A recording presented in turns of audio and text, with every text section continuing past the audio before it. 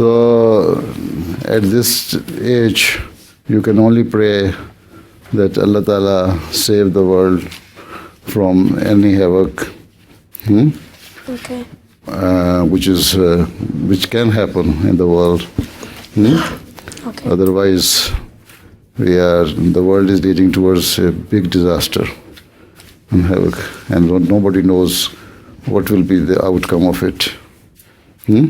Okay. So, as an atfal, you should pray to Allah, that Allah Ta'ala remove all these problems and give sense to the people of the world, and especially to the leaders, world leaders, and so-called